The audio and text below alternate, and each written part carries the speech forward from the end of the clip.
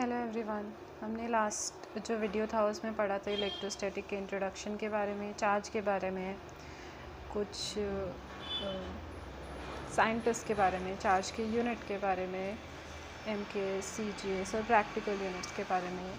आज हम पढ़ने वाले हैं प्रॉपर्टीज़ ऑफ चार्ज। तो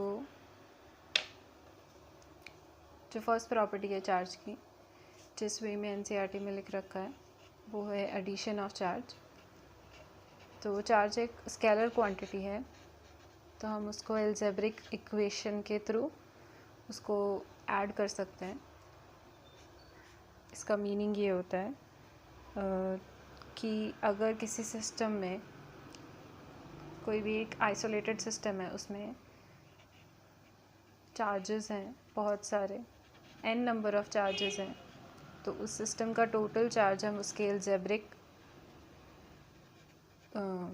सम के थ्रू निकाल सकते हैं विद इट्स साइन, क्योंकि स्केलर क्वांटिटी के अंदर जो साइन होता है वो हम काउंट करते हैं, बट वेक्टर क्वांटिटी के अंदर वो जो साइन होता है वो डायरेक्शन को रिप्रेजेंट करता है, ना कि उसके वैल्यू को या उसके नेचर को। तो पॉजिटिव और नेगेटिव जो चार्ज के आगे होगा वो हम काउंट करेंगे। सेकेंड जो प्रॉपर्टी है चार्ज की, वो है कंजर्वेशन ऑफ चार्ज। तो चार्ज एक कंजर्व्ड क्वांटिटी है। Charge can neither be created nor be destroyed. एक आइसोलेटेड सिस्टम या एक पूरे यूनिवर्स का जो टोटल चार्ज है वो हमेशा कांस्टेंट रहता है। हम ना उसे प्रोड्यूस कर सकते हैं, ना उसे डिस्ट्रॉय कर सकते हैं। ये इसका मीनिंग होता है। तो conservation of this whole universe, even the whole universe is, जो चार्ज है, पूरे यूनिवर्स का जो चार्ज है, इवन वो भी कंजर्व्ड है। जितना वो चार्ज है पहले जो था अब तक वो ही है, वो चेंज नहीं हो सकता है। तो चार्ज एक कंजर्व्ड फिजिकल क्वांटिटी है। इसका एक एग्जांपल दे रखा है लास्ट लाइन में इस टॉपिक के, जो कि है पेयर प्रोडक्शन और पेयर एनहिलेशन का। प्रोडक्शन एंड एनिलेशन, जिसका मतलब क्या होता है, तो जो न्यूट्रॉन होता है एटम के अंदर, वो न्यूट्रॉन ब्रेक होके, जो कि एक न्यूट्रल पार्टिकल है, न्यूट्रॉन न्यूट्रल होता है, वो प्रोटॉन और इलेक्ट्रॉन बनाता है, जिन दोनों का चार्ज भी नो इक्वल रहता है। तो एज अ होल अभी भी चार्ज, नेट चार्ज ज़ीरो ही रहता है, जो कि पहले भी ज़ीरो था। ये एक एग्जांपल है पेयर प्रोडक्शन और पेयर एनिलेशन का। तो एक वे से दूसरे वे में चार्ज चेंज ज़रूर हो सकते हैं, बट मतलब ये वाइस वर्सा थिंग है। पेयर का प्रोडक्शन मतलब न्यूट्रॉन से प्रोटॉन और इलेक्ट्रॉन का बनना, और एनिलेशन मतलब प्रोटॉन और इलेक्ट्रॉन का मिलके न्यूट्रॉन का बनाना, ये होता है पेयर एनिलेशन। तो ये प्रोसेस ज़रूर हो सकता है, बट किसी सिस्टम का या किसी यूनिवर्स का टोटल चार्ज हमेशा कंजर्व्ड रहता है। जो पहले से है वो ही रहेगा, चेंज नहीं होगा। This is for sure, it's a conserved physical quantity. जो नेक्स्ट प्रॉपर्टी है वो है quantization of charge.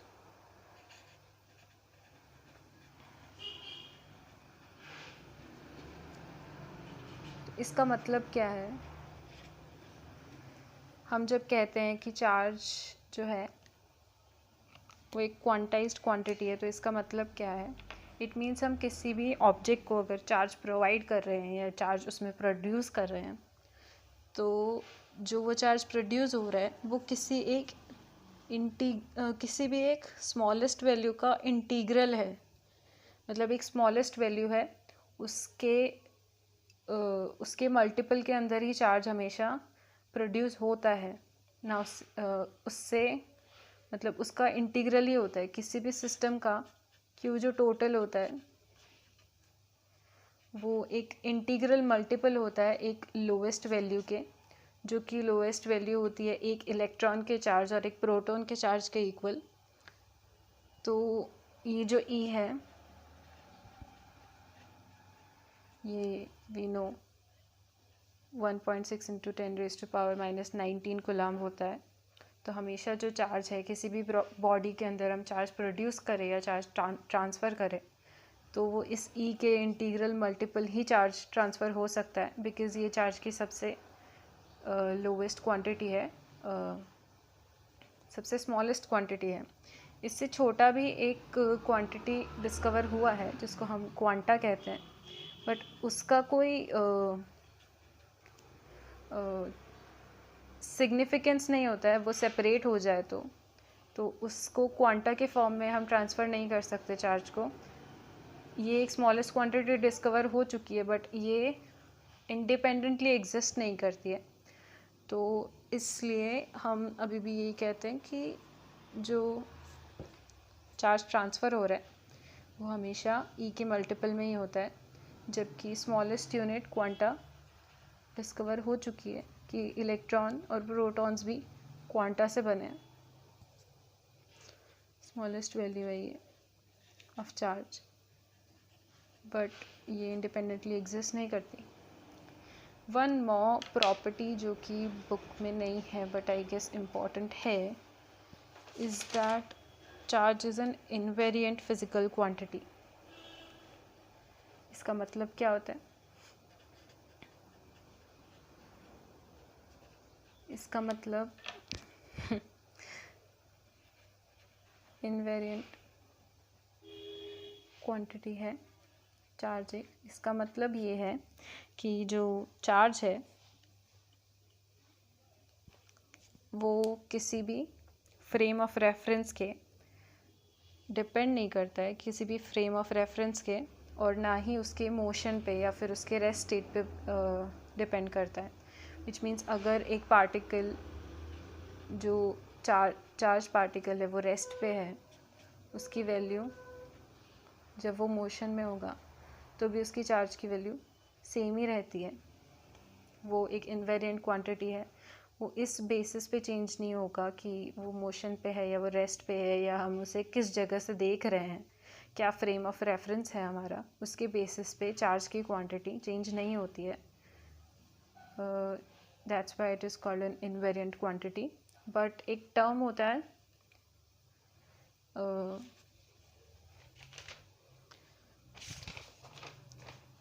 Specific charge. Specific charge का मतलब क्या होता है?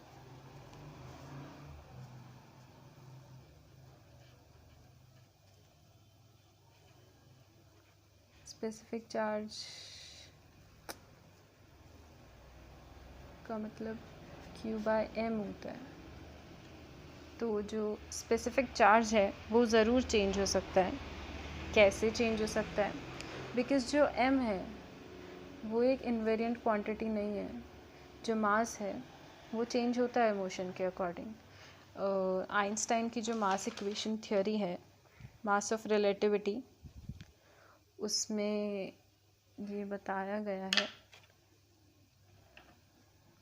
m at motion is equals to m0 upon √1 minus v square upon c square, जिधर v उस पार्टिकल की वेलोसिटी है, c लाइट की वेलोसिटी है, विच इज़ 3 × 10⁸ मीटर पर सेकेंड, और जो m0 है वो उसका ओरिजिनल मास है। तो इस इक्वेशन के बेसिस पे हम ये देख सकते हैं कि अगर किसी ऑब्जेक्ट की वेलोसिटी बढ़ती है तो उसका मास भी बढ़ता है। कैसे? ये चीज़ फिक्स रहेगी।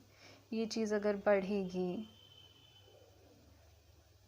तो जो 1 से माइनस होने वाली वैल्यू होगी वो कम होगी। ये चीज़ अगर बढ़ेगी तो 1 से कुछ ना कुछ चीज़ माइनस होगी, और वो चीज़ माइनस होके रूट को 1 से कम बनाएगी, 0 पॉइंट समथिंग बनाएगी, जिसके बेसिस पे m की जो वैल्यू होगी वो m0 से ज़्यादा होगी। तो हम ये कह सकते हैं कि जो चार्ज है वो एक इनवेरिएंट क्वांटिटी है। वो फ्रेम ऑफ रेफरेंस या फिर उसकी वेलोसिटी पे डिपेंड नहीं करता है, बट जो स्पेसिफिक चार्ज एक टर्म है वो डिपेंड करता है फ्रेम ऑफ रेफरेंस और वेलोसिटी पे, बिकॉज उसमें m आ जाता है और जो m है वो मोशन पे या फिर फ्रेम ऑफ रेफरेंस पे डिपेंड करता है. So these are the 4 quantities of charge, properties of charge. हम इससे आगे का नेक्स्ट वीडियो में डिस्कस करते हैं. Thank you.